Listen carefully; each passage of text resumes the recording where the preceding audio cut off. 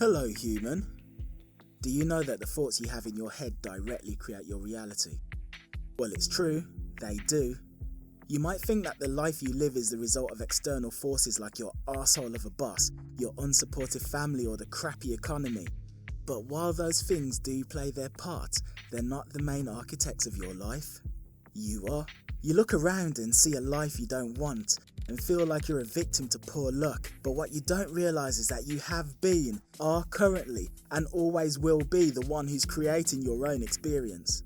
What you also don't know is that your brain has an internal representation of who you are and how your life is meant to be. And what will also shock you to learn is that this internal programming operates like a thermostat. If your life gets too bad, it causes you to freak out and make sure that you fix it. To hit a gym fast and work your ass off to lose all those extra pounds that you gained slamming down Christmas pudding over the festive period. But guess what? It also works in reverse too. If your life gets just a little bit too cushy for your subconscious thermostat, said thermostat will kick in to cause you to sabotage your success, go right back to square one, and ultimately not have the life you consciously want. It's the reason why we live in a world where everyone wants to be in shape, everyone knows exactly what they need to do in order to get the bodies they want, but very few people ever do those things.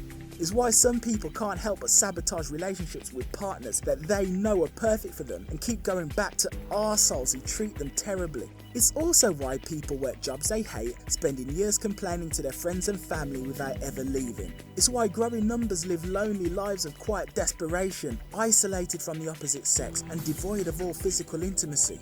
It's why almost everybody has an ideal image of the kind of life they wish they could live, but almost nobody does anything to create that life for themselves. Now, after hearing this, you might think to yourself, Nah. See, the dreams I have are just that, dreams, and they're not realistic. And I have to be realistic, and I have to be practical. So I'm going to keep on doing what I'm doing and leave the dreams to the dreamers, okay?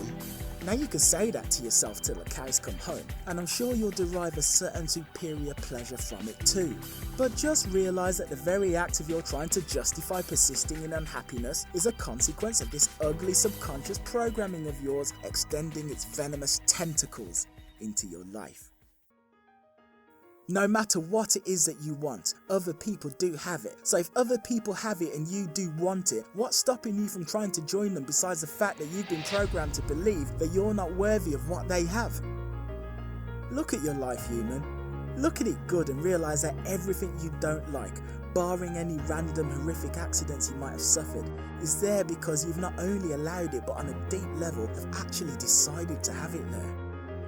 The friends you've outgrown but still keep around, or lack of friends altogether, the poor finances, the poor health, the unsatisfactory career, the terrible sex life, all of it, and I do mean all of it, exists because on a very deep level you think it's what you deserve.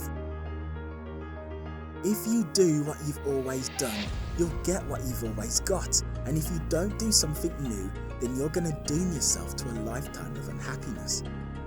You're subconsciously sabotaging yourself and probably have been since you were a small child. You're punishing yourself for reasons I don't know, but you almost certainly do. And I don't know about you, but I think it's high time you gave it a rest. Isn't it time you built yourself a life you can be happy of? One that sustains and nurtures your soul and has you leaping out of bed with passion every morning, instead of drudging forward like a man on his way to the electric chair. And, as an FYI, if you think that last sentence was cheesy, then just ask yourself why that is.